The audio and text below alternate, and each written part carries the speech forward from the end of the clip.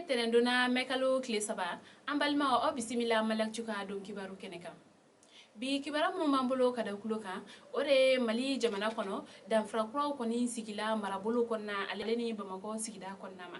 kibara mun serama ulle ya yire kafo ko mali danfra kuraw koni sigila ni anko o mako découpage administratif o sababu ya la mali marabolo ulu tara mugwana bamako ale mun fene fabaye ale sigida o yere koni fene ni o kunyi woroe o tara tana o koni kela sababu ye dugu chama ulu koni kela marabolo ye bamako lamini dugu miseni chama ulu yere koni fene farala bamako sigida uka ni o koni kela sababu ye bamako sigida o dafala fotana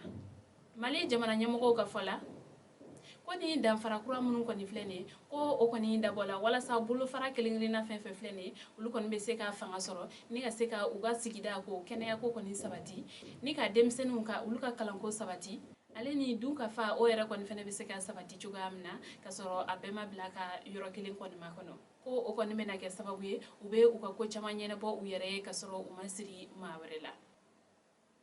kibara were mambulo kada kuloka ore jumado afril kalo klebi saba mali finitigi ulu koni ka mobili do koni dafrila ni o sababu ya la finitigi fla bonela anina kibara mun sarama ulu koni ya yire kafo ko mali finitigi munu be no kerenkere ne ya la forsati ko o mogodo koni botola segu ni kana bamako ko ka uto zantigila wakati mina ko u koni me mobili mun kono o koni pinechila ni o kera sababu ye mobili fanga ye mobili bulla ken ni mobili koni tara labanka dafri o koni sababu ya la o koni sababu yala finitigi fla ulu bonela unina wa yirela ka fofene ko ma chama koni njogina finitigi munu tora ni siraba kan kasaraina ko o koni kuye siaka Clemandaw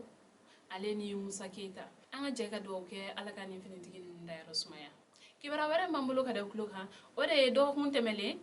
jatike wale taba ulu koni kuye bingaligala munu mine ansongo ale ni menaka chelala ko ni manunu koni nana ga u koni sharia buli uka kibera mun sirama ulu koni ya yire kafo do kun temele jatike wale taba ulu koni bingalikela ma che saba koni mine ansongo ale ni menaka jelala ni ayire la kafo ko ni che saba nun koni hunga barade ni gata sirada mobility kunye ni ga soroka u bolo fen koni mine ula o koni sababu yala jatike wale taba ulu koni fene de ni ma saba nun koni mine ni ga takani uye kibara wera unana sama ni aye ulu soro bololo sanfe ni ma saba nun koni lablala jatike wale tabaw fe nga ube labla tuma munna o ya soro nun koni be kelengele na bolo o koni tikelen do ka bwala ni ga kila ka u sendu mala yere koni fene tike ni ma saba nun koni yele deme koni dona uma ni katani uye kene ya sola teleala wala sa u ga fragelu be se ka ke teleala kuna foni kunchela kibara wera mambolo kada kuloka ode INSP ale koni ye seben koni ke ni ka coronavirus o segesegeli ni o ye o test ka o waru ka ulu dantike kibara mun serama ulu koni ya yire kafo INSP ni o ye Institut National pour la Santé Publique ale koni barada nyama ni o ye u ka directeur ale seben koni ke ni ka moko koni la donia coronavirus ale segesegeli musakaw kan kerenkere ne ala dugutaka lauta seben konna la INSP barada nyama ni o ye Proster Akori ak Ignan ale koni a yire kafo ko dugutagalaw munu koni tay panguru ye ni o ye avion talaw ye ko ulu koni ka coronavirus segesegeli wari ko o bora wa wolonvila la ni ka ke wa duri